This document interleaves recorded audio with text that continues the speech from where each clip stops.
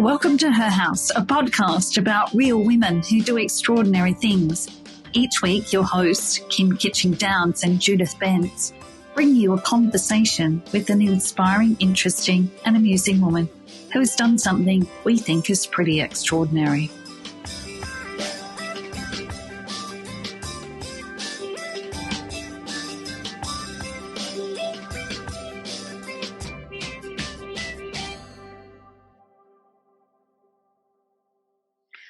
Welcome back to Her House. I'm Judith. Hi, everybody. I'm Kim, and this week we're talking to Sharalyn, who is a co-founder of a Women's Healing Sanctuary. The Sanctuary is a not-for-profit charity in Port Stephens area in New South Wales. This provides a short-term retreat accommodation for women who are experiencing distress and exhaustion. The Women's Healing Sanctuary offers a unique service that is not a refuge or an emergency crisis centre. The sanctuary provides a serene and supportive environment for women to step away from their stressful circumstances and rest their nervous systems in a beautiful, peaceful environment. It's a one-of-a-kind retreats. To share more about this retreat, we've invited Sharalyn today to share a little bit about her journey to where she is now, but how she got to where she is through her journey, life's journey. So welcome, Sharalyn. Thank you. Hi. Thank you for inviting me. No, pleasure. Okay, so we always like to start off because I think the journey of where people are today, it's always very interesting to find where they began. So let's start at the beginning. So where did you grow up? Okay, well, I grew up in a really small country town in New Zealand. So in the middle of the North Island. My dad was a logger and he was away working in the bush a lot of the time. And when he came home, I think my parents had a pretty torrid relationship. So my childhood wasn't an easy one, I got to say. But I think, you know, as I reflect on it, one of the gifts I got from growing up the way I did was resilience. And that's really stood me in good stead over the years.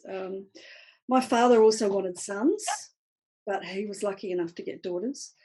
And I think because he always wanted sons, I got to do stuff, and I'm the eldest daughter, so I got to do stuff with him that I probably wouldn't have got to do if I'd had brothers. So, you know, like I remember he bought me my first pair of jeans when I was 13 so I could go shooting with him, hunting with him. Oh, okay. Were you a tomboy? You were a bit of a tomboy? Well, I think I tried to be, yeah. But my mother probably wouldn't have had much to do with that. Yeah.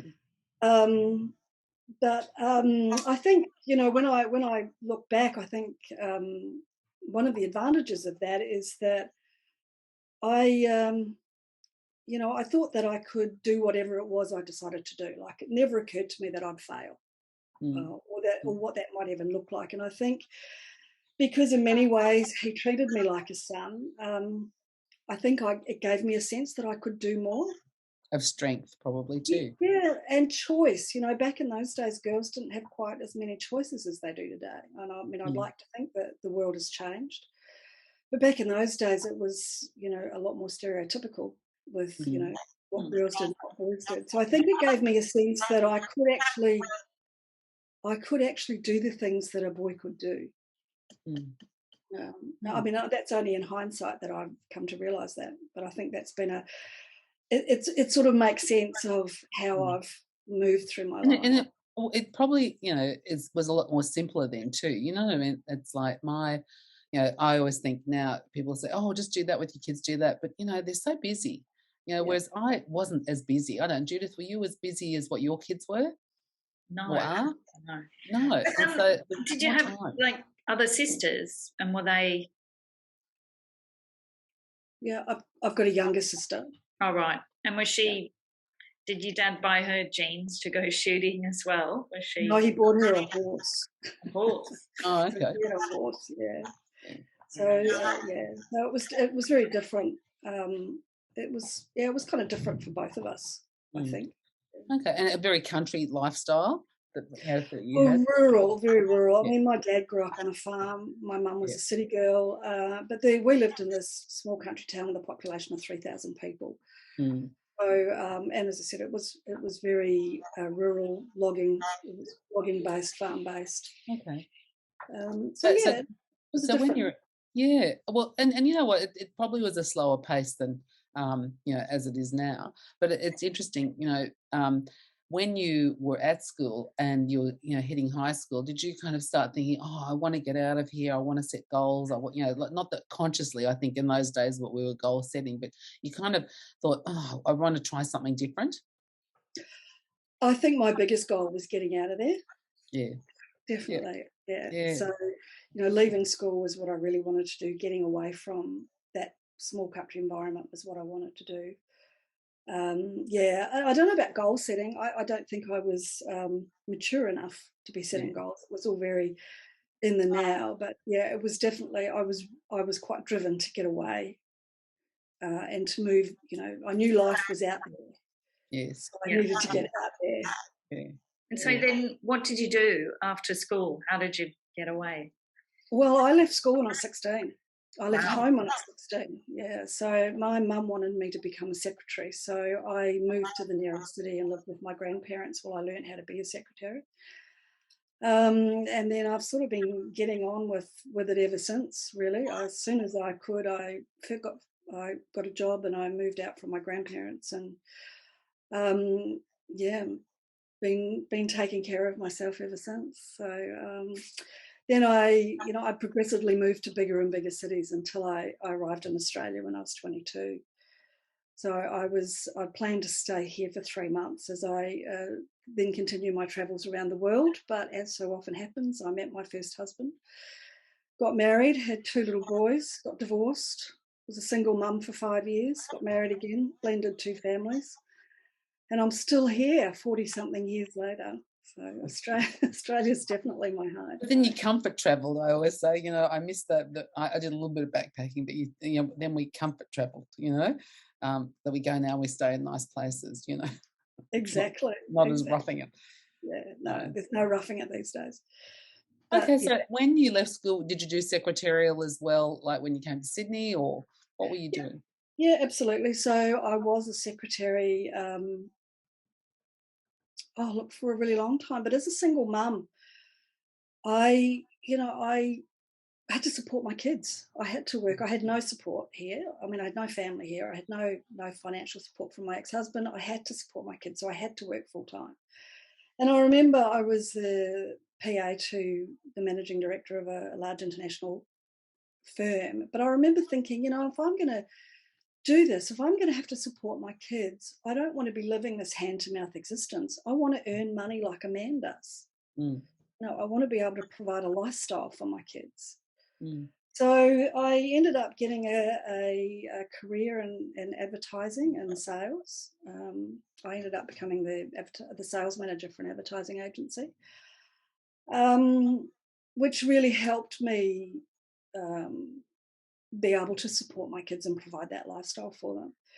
But then over time, and I was also studying part-time at uni, it was a pretty busy life. But I guess what I noticed as I was working, and I mean, I then became the sales manager for the national advertising manager for a youth magazine. And what I was noticing over time was this feeling that there had to be more. It just all felt really superficial. So I ended up training as a counsellor. And then a really close girlfriend was diagnosed with cancer. So I kind of journeyed through that with her for 2 years when she died at 48. And it was a profound experience for me. So I ended up training as a hospital chaplain. And while I was doing that work, I realised that many of the women I was seeing many of them were telling me similar stories about dealing with their husbands who were struggling with addictions, and how hard it was for them to be able to talk about this and to get support. So this ultimately led me to, ironically, connecting with issues of addiction in my own family. And so ultimately I ended up setting up my own practice as a counsellor, where I specialise in working with partners of addicts who are experiencing betrayal trauma. So I eventually ended up training in the US, and I now also train and supervise other clinicians who work in this field. And what I've come to understand is working with traumatized women, and also looking at my own trauma story, I understand how difficult it is for women to self-care. Because it doesn't stop. It doesn't stop, does it? And especially, like I'm thinking you as a single mum, one thing that really occurs to me how lopsided that equation is between the ex-husband and even if he's a good husband, like ex-husband financially or whatever, it really does stop with the female. And as I get older and see people that are my age that are single, divorced, financially they're worse off.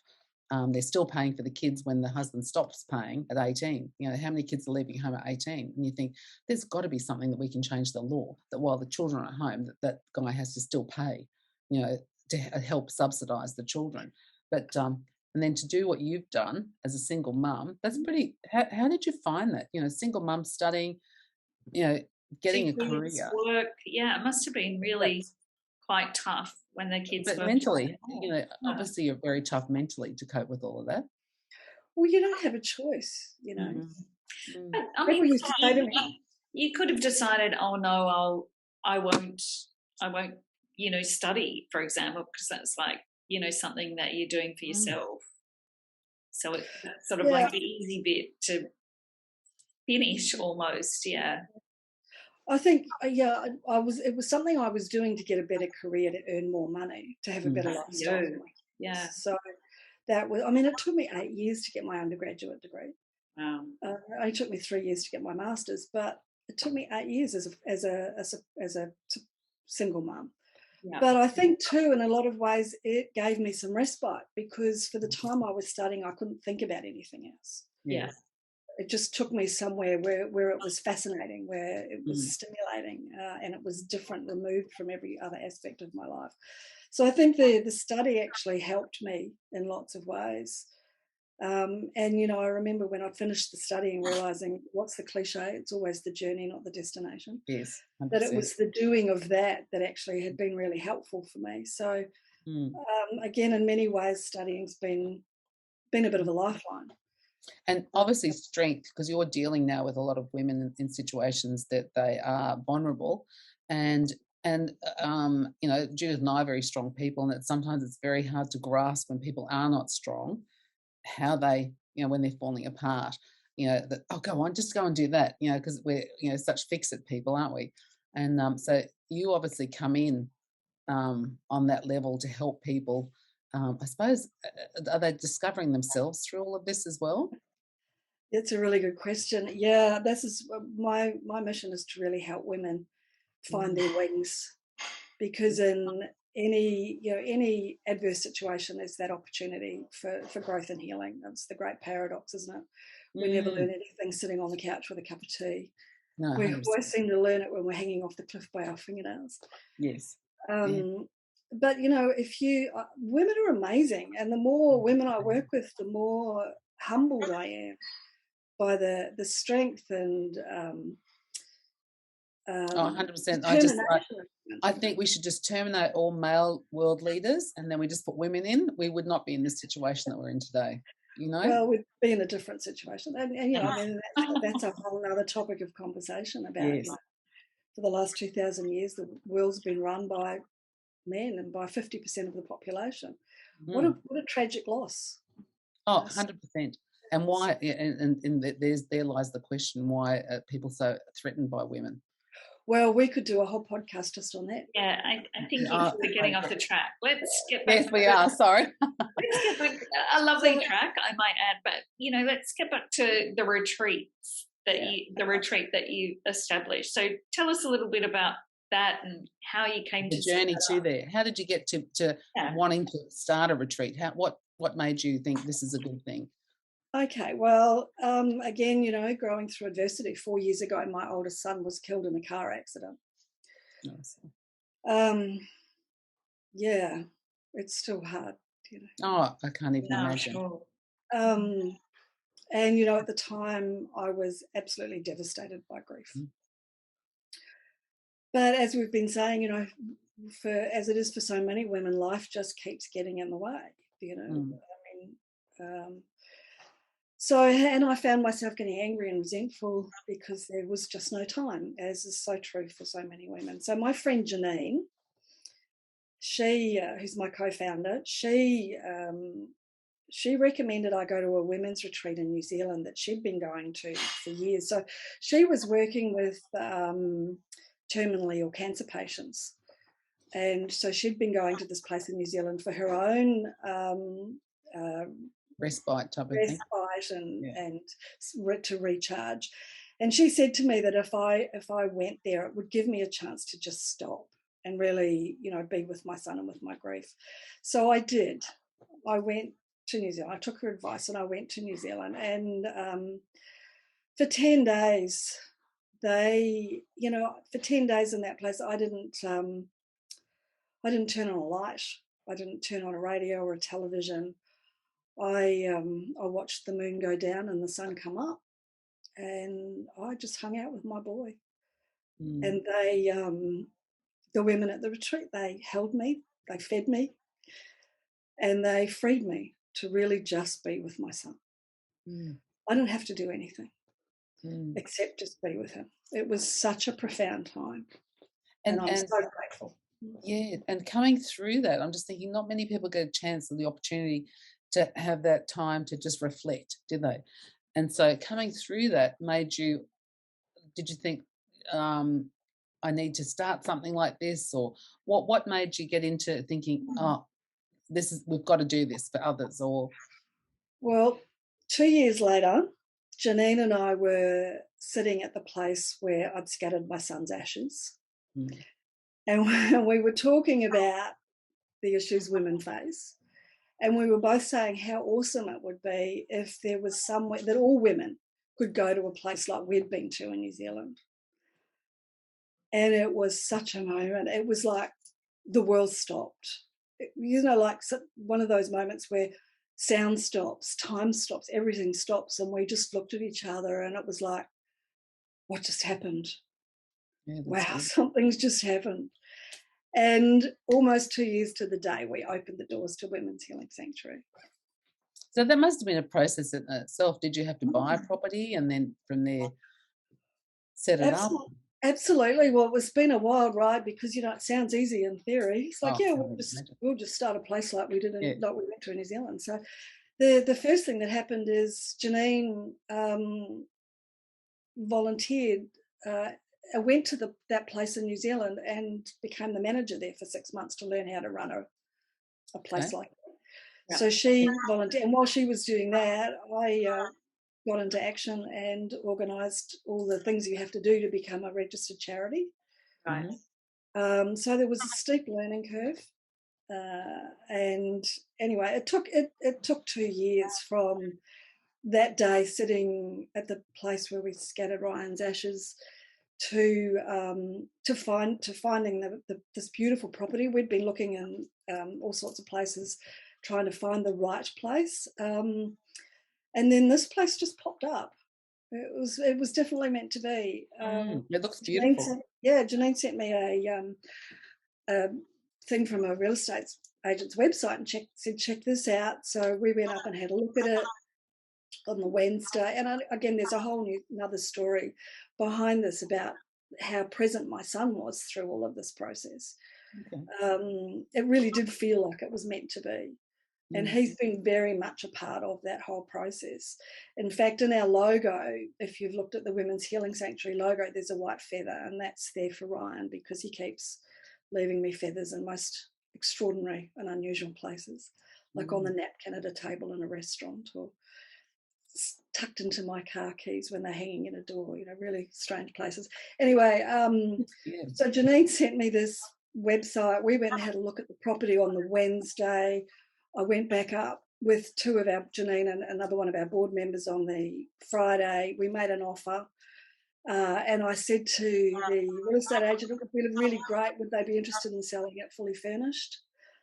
And yeah, it turns out they were downsizing, going to live on a boat. So they accepted our offer because they also liked what we were going to do with the place. Yes. And we were able to buy it fully furnished. Oh, that's brilliant. Pretty well moved straight in and opened the doors, as it were. And of course, then COVID hit. So that slowed us down a bit. But it's also given us a chance to do stage one of some renovations. So we've been able to add another bedroom and just fine tune what's there and make it more comfortable for our guests. Okay, so how many women can you cater for?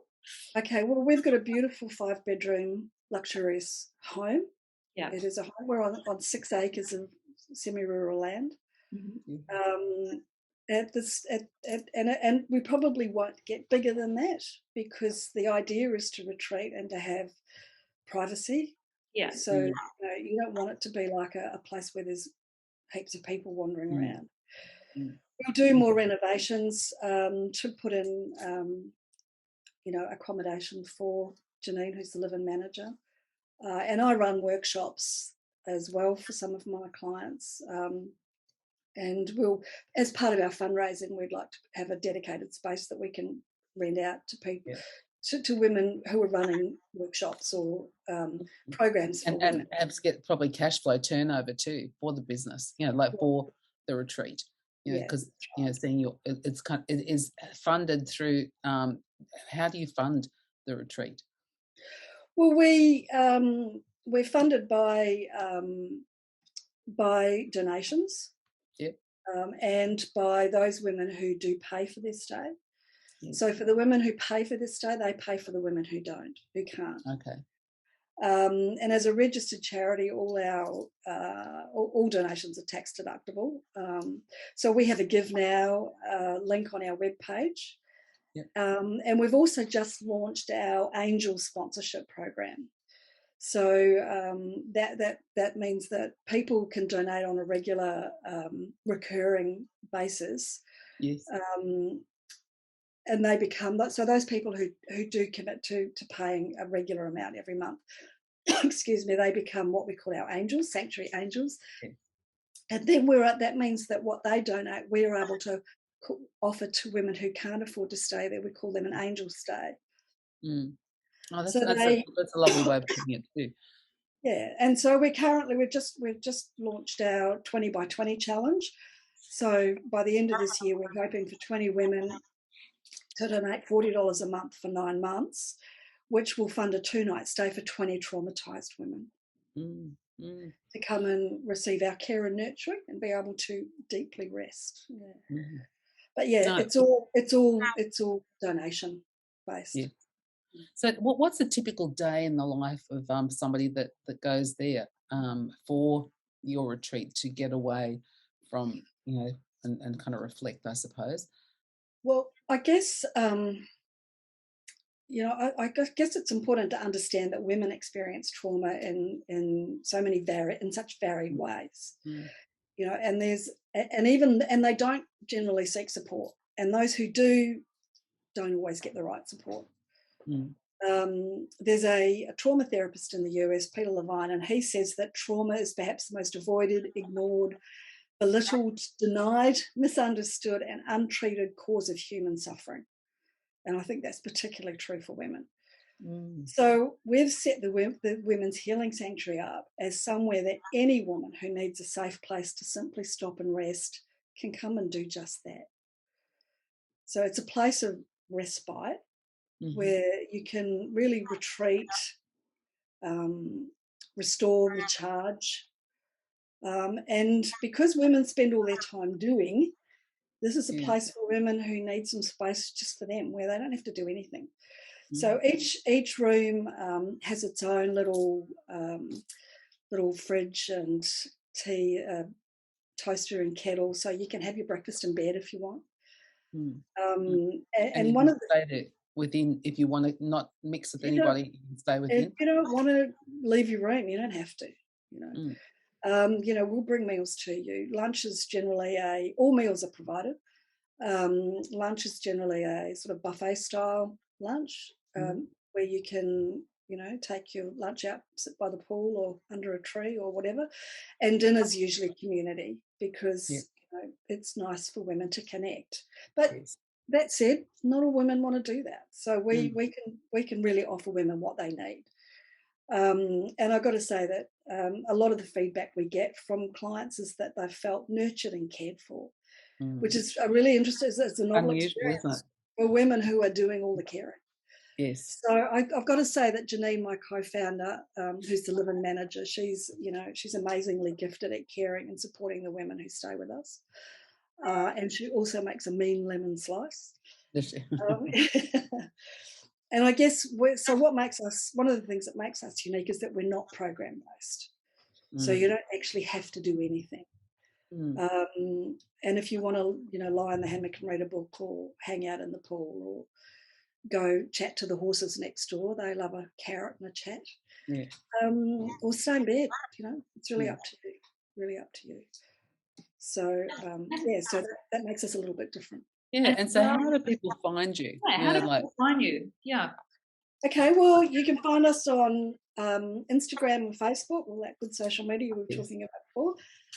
Check us out on our website, subscribe to our newsletter. We've only been open for not quite a year, so to date, most of our guests are via word of mouth. And we love it when we get women who've been referred by friends who either know us or have stayed with us, and we're starting to get repeat visitors now, which is really lovely. We've also got vouchers available for purchase on our website. So, for people who want to give a beautiful gift to someone they care about, that can be really lovely. And we're working towards increasing awareness around what we offer so that more women who need us can find us. And we're also working closely with some women's shelters to provide further support. So when women leave domestic violence situations, they're doing, relearning, working really hard to get themselves through their back on their feet. Yeah. Back on their feet. So what we're offering is, when they've done all of that, they can come and rest with us and let it all kind of settle, and then recharge so they can step into the world with not that level of exhaustion. Yes. Yeah. And probably see clearer as well. See. So, like, of an evening, what's the dinner table like with the people that are there? Yeah, well, again, it's very, depends on who's there and personalities and what people need. Janine's really great at just knowing how to be present with people in a way that is supportive and helpful for them. But it's really, usually some interesting dinner table conversations. Yes, I'm sure. Because women tend to open up a bit more, don't they? Or I think so, when they're in the security of other women. So that's where I think that the retreat's very appealing, because you're in that, and it's not against men or anything like that, but it's just when they're in that security situation and with your, co-partner with this, just having that safety, I'm sure, would unlock a lot of verbal conversations, but help each other.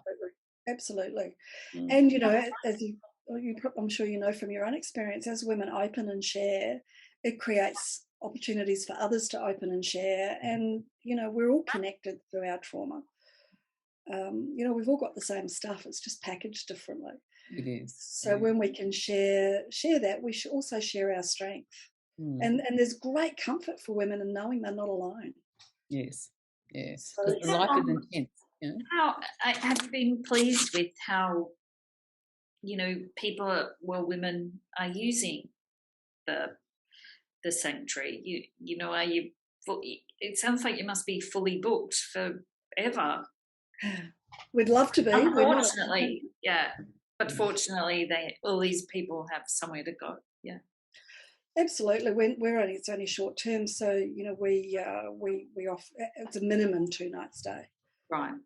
they can stay longer. Maximum? What's maximum?